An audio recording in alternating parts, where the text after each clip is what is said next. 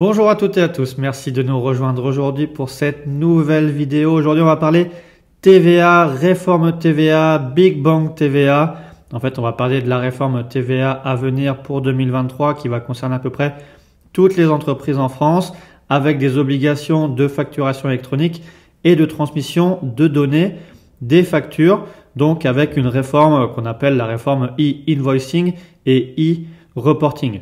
Donc on va détailler toutes ces questions, toutes ces nouvelles applications, puisque lorsque vous êtes une entreprise en France soumise à la TVA, vous allez avoir ces problématiques-là, ces nouvelles obligations en matière de facturation, de transmission de vos données de paiement. Il convient de s'intéresser à ce sujet dès maintenant pour voir avec vos conseils, vos tiers de confiance et vos éditeurs de logiciels comment mettre en place toutes ces nouvelles obligations du fait de cette réforme TVA. Puisqu'on sait que la TVA, c'est quand même le premier impôt en termes de rendement en France et qui correspond à peu près à 45% des recettes fiscales de l'État français. Donc, il y a cette réforme TVA qui a été mise en place suite au premier rapport communiqué par la DGFiP en concertation avec tous les acteurs les plus importants pour justement que les entreprises soient à même de mettre en place ces nouvelles obligations. Donc on va détailler tout ça dans la vidéo avec ces nouvelles mesures en matière de facturation électronique de e-invoicing et ces nouvelles mesures en matière de transmission des données de paiement et de statut appelées e-reporting. Donc c'est ce qu'on va voir dans la vidéo, c'est parti.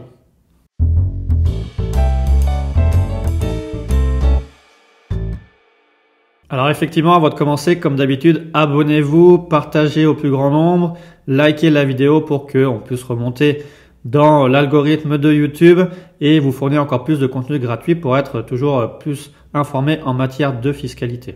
Mais nous, ce qui nous intéresse aujourd'hui, c'est de comprendre les nouvelles mesures de cette réforme TVA en matière de e-invoicing et de e-reporting et des effets pour toutes les entreprises qui sont prévus à partir de 2023. Donc comme on l'a dit, c'est le gouvernement français qui veut généraliser la facturation électronique à compter de 2023 et également la transmission des données au titre du paiement de ces factures pour justement arriver à terme à un pré-remplissage des déclarations TVA et un contrôle notamment de l'exigibilité de la TVA et du droit à déduction de la TVA.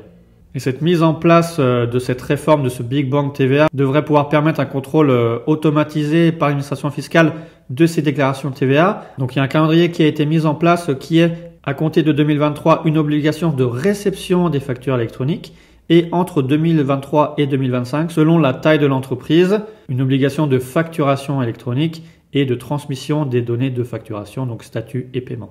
Comme j'ai dit, c'est une réforme qui va s'appliquer à compter de 2023. Pour le moment, on est toujours en attente de l'ordonnance qui devrait arriver fin septembre 2021. Peut-être qu'elle sera sortie au jour de publication de la vidéo ou alors peut-être début octobre et qui va préciser justement toutes les définitions en matière de contenu, données de facturation et de transmission aux plateformes dédiées, plateformes privées certifiées ou plateformes publiques. Et on fera bien sûr une vidéo dès qu'il y aura l'apparition de cette ordonnance pour avoir des précisions complémentaires sur toutes les données à prendre en compte dans vos ERP et dans votre communication avec vos tiers de confiance experts comptables pour pouvoir justement mettre en place cette réforme. Et de même, en fin d'année 2021, on devrait également avoir une loi de ratification par le gouvernement qui devrait être soumise au Parlement et qui reprendrait toutes les spécificités fonctionnelles de la mise en place de ce régime. Donc là également, on vous refera une vidéo d'explication précise sur toutes les nouvelles questions apportées par cette nouvelle loi. Mais si on veut préciser justement quelles sont ces nouvelles obligations, puisque dans le rapport de la DGFiP, on a quand même beaucoup d'informations sur ces nouvelles obligations. En premier, sur les obligations de facturation électronique de e-invoicing. Il faut savoir que dans un premier temps, les obligations de facturation e-invoicing ne vont s'appliquer qu'aux flux B2B, donc entre assujettis à la TVA et les flux domestiques, donc sur les seuls flux franco-français. Et dans ce cadre, il y aura des transmissions de ces factures sous un format dit en Y par le vendeur à une plateforme privée certifiée ou à une plateforme publique qui sera sûrement au Chorus Pro de ces factures et également l'acheteur devra également transmettre certaines informations à ces plateformes pour avoir des contrôles de cohérence et des transmissions de ces données à l'administration fiscale. D'ailleurs, plus loin dans la vidéo, on vous reprend un exemple récapitulatif de toutes ces obligations. Mais il faut savoir que du fait de ces obligations de facturation électronique, il y aura également un changement sur le contenu de la facture, sur les mentions obligatoires des factures et aussi sur le format de la facture. Puisqu'on aura une évolution de la notion de facture originale qui elles normalement devraient être obligatoirement transmises sous format structuré ou mixte, et le rajout de mentions obligatoires sur ces factures type le sirène de l'entreprise acheteuse. D'ailleurs, dans le rapport, on a une liste de mentions qui seraient obligatoires ou facultatives. On va attendre l'ordonnance de fin septembre 2021 ou début octobre 2021 pour voir s'il y a une liste définitive des nouvelles mentions obligatoires. Et bien sûr, par conséquent, ça va devenir une vraie problématique pour toutes les entreprises de remettre en place leur ERP, d'adapter les logiciels de facturation pour pouvoir justement être en conformité avec ces nouvelles mentions à faire figurer obligatoirement dans les factures. Alors pour le côté e-invoicing, donc cette facturation électronique, c'est une mise en place en 2 temps. Il y aura une obligation de réception des facturations électroniques pour toutes les entreprises à partir du 1er janvier 2023. Et par contre, sur le côté émission de factures électroniques sous format structuré ou mixte, là, ça va dépendre de la taille de votre entreprise. Ça va s'appliquer également à partir du 1er janvier 2023 pour les plus grandes entreprises et pour les plus petites entreprises et PME à compter de 2025. Donc on peut voir là dans le schéma de la DGFiP, ce schéma de facturation électronique qui va permettre en fait la transmission entre le client et le vendeur des informations de facturation à une plateforme privée certifiée ou la plateforme publique qui elle-même va communiquer ces informations à l'administration fiscale. On voit bien ce schéma en Y qui va permettre à terme pour les petites entreprises même de pouvoir remplir directement leurs factures sur l'organisme public, certainement Chorus Pro, et de faire directement leurs factures dématérialisées sur cette plateforme publique Chorus Pro. Et par conséquent, finalement, on aura une transmission des factures électroniques par le vendeur à cette plateforme privée certifiée ou à cette plateforme publique centralisatrice. La plateforme certifiée, elle va vérifier et extraire les données de facturation qui seront utiles à l'administration fiscale. Elle va les envoyer à la plateforme publique centralisatrice qui elle-même ensuite va vérifier et recouper toutes les données pour l'envoyer à la DGFiP. Ensuite, cette plateforme certifiée va également envoyer les factures électroniques à l'acheteur ou alors à la plateforme certifiée qui sera mandatée par l'acheteur pour avoir transmission de ces informations. Et l'acheteur lui-même va envoyer les données de paiement directement à la plateforme publique ou alors à la plateforme certifiée du vendeur pour que elle-même, cette plateforme certifiée, renvoie les informations à la plateforme publique et qui est en envoi encore de toutes les informations globales à la DGFiP. Et on voit bien là que l'objectif qui est affiché dans le rapport de la DGFiP, c'est améliorer le ciblage des contrôles fiscaux, éviter la fraude à la TVA, le respect des obligations en matière déclarative et de s'assurer que toutes les entreprises qui émettent ou reçoivent des factures respectent bien les obligations en matière de TVA et aussi améliorer la visibilité des impôts sur les opérations des entreprises et leur activité. Mais à côté de ces obligations e-invoicing, on a aussi ces obligations e-reporting, donc transmission des données, qui est composée de 2 obligations, qui est transmission des données de transaction et transmission des données de paiement. Donc il faut savoir que pour ces données de transaction, en fait, on va viser un e-reporting des opérations qui ne sont pas prévues dans le e-invoicing. Donc en fait, on va viser les opérations B2B à l'international avec l'Union européenne ou en dehors de l'Union européenne et également les opérations avec Monaco.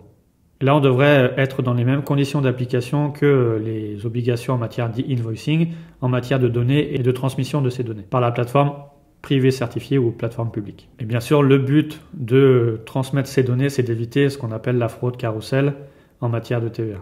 Mais également, la bonne application du nouveau régime de TVA en matière de vente à distance intracommunautaire et de cette réforme e-commerce qui a eu lieu à compter du 1er juillet 2021.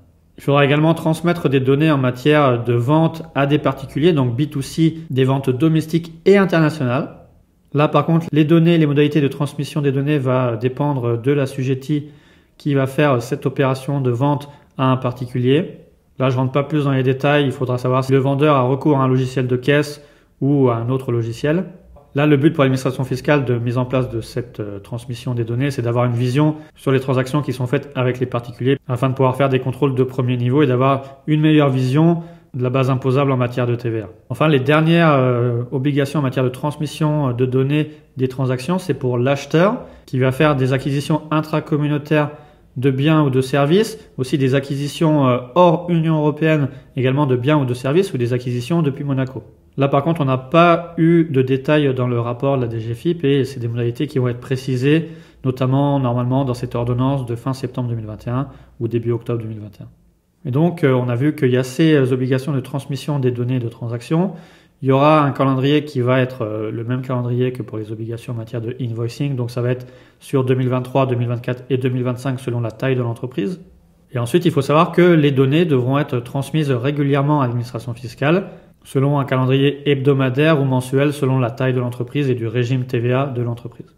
Ensuite, comme je l'ai dit, à côté des transmissions des données de transaction, il y a aussi la transmission des données de paiement. Il semble limité aux vendeurs sur les conditions du montant de paiement, également du statut de la facture. Et ça, cette obligation, en fait, va permettre à l'administration fiscale de valider le respect de la réglementation TVA en matière d'exigibilité de la TVA et du droit à déduction de la TVA.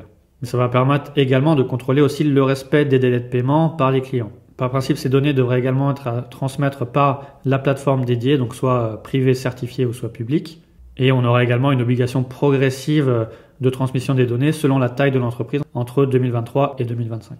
Et à côté de ces données de paiement, on aurait aussi une obligation de transmettre certaines données concernant le statut des factures, donc déposées, transmises, acceptées, payées, refusées, rejetées, selon des modalités qui restent encore à préciser et qui sont précisées dans l'ordonnance de fin septembre 2021 normalement, tout en sachant que normalement il devrait y avoir au minima 3 statuts, soit pour le vendeur ou pour l'acheteur. Pour le vendeur, ça serait soit des statuts de factures déposées et encaissées, et du côté acheteur, le statut de facture rejetée. Voilà, c'est à préciser encore et on reviendra dessus lors de la publication de l'ordonnance. Et là encore, on aura une obligation progressive selon la taille de l'entreprise entre 2023 et 2025 sur ce e-reporting des données de statut du paiement de la facture. Et on voit également là dans le schéma fourni dans le rapport de la DGFiP que c'est le même principe avec des transmissions aux plateformes publiques ou privées certifiées pour qu'il y ait un recoupement des informations entre le client et le vendeur et que ces informations ensuite soient transmises à l'administration fiscale. Donc par exemple, si on veut reprendre un exemple récapitulatif, si on a une entreprise en France assujettie à la TVA qui va faire une vente auprès d'un autre assujetti à la TVA en France, elle sera tenue d'émettre une facture sur format électronique et la transmettre à une plateforme dédiée, privée certifiée ou publique. Pour les ventes qu'elle ferait à des particuliers, elle n'aura pas d'obligation de facturation électronique. Par contre, elle sera obligée de transmettre des données de facturation aux plateformes dédiées qui transmettront elles-mêmes à l'administration fiscale. Et également pour ses achats qu'elle fera auprès d'un assujetti en France, elle sera obligée également de transmettre ses données de paiement et le statut de la facture à sa plateforme certifiée ou à la plateforme publique pour que ces informations soient recoupées avec celles du vendeur et transmises ensuite à l'administration fiscale pour un contrôle de premier niveau. Enfin, si la société fait des opérations avec des assujettis dans l'Union européenne ou hors Union européenne, là, il n'y a pas d'obligation de facturation électronique parce qu'on a vu que ça concernait que les opérations B2B domestiques, mais elle devra quand même transmettre certaines données, les données de transaction et les données de paiement et de statut de la facture aux plateformes dédiées et une transmission de ces données à l'administration fiscale. Donc on voit qu'il est important de réfléchir à la mise en place de cette réforme TVA, de ces obligations en matière de e-invoicing et de e-reporting, de faire attention à ce Big Bang TVA, de vous préparer dès maintenant, dès la sortie également de l'ordonnance fin septembre 2021 ou début octobre 2021 avec les mesures plus précises de ces obligations pour voir avec vos tiers de confiance, vos experts comptables, vos conseils, vos éditeurs de logiciels, comment mettre en place ces nouvelles mesures et ces obligations de facturation électronique et de transmission des données, des transactions et de paiement. Donc, il va falloir faire des contrôles internes, faire des audits de votre paramétrage TVA. Où est-ce que vous en êtes, notamment sur votre piste d'audit fiable, sur la possibilité de recroiser vos informations et d'assurer l'intégrité, la lisibilité et l'authenticité de votre parcours TVA dans votre entreprise pour vous assurer que vous serez capable de respecter ces obligations internes. Et également, à partir de début 2022, quand on aura un regard définitif sur toutes les mesures du dispositif, il faudra mettre en place les mesures de la réforme, faire les premiers tests avec vos éditeurs de logiciels accompagnés de vos tiers de confiance, experts comptables, conseils, pour justement identifier les points d'achoppement et pour que avant 2023, vous soyez capable de répondre à toutes ces nouvelles obligations. Donc effectivement, c'est une réforme qui va nécessiter de justement réformer vos outils TVA, vos paramétrages de TVA, vos ERP, de voir avec vos conseils, vos tiers de confiance et vos éditeurs de solutions et de logiciels comment répondre à toutes ces obligations. Bien sûr, on se tient à votre disposition pour vous aider à mettre en place ces nouvelles obligations, à vous assister pour sécuriser vos opérations en matière de TVA, à faire des audits en matière de TVA, des contrôles de TVA plus poussés pour que vous puissiez répondre à ces obligations et être en norme à partir de 2022 et 2023 avec la facturation électronique e-invoicing et les obligations de reporting de transmission des données, les obligations e-reporting. Voilà, on a terminé avec notre vidéo. On vous encourage à contacter vos tiers de confiance, à nous contacter si vous avez besoin pour faire un point sur votre situation et également à vous abonner à notre chaîne YouTube, à partager nos vidéos, à les liker et à nous laisser en commentaire toutes vos questions à ce sujet pour qu'on puisse y répondre le plus rapidement possible. Merci.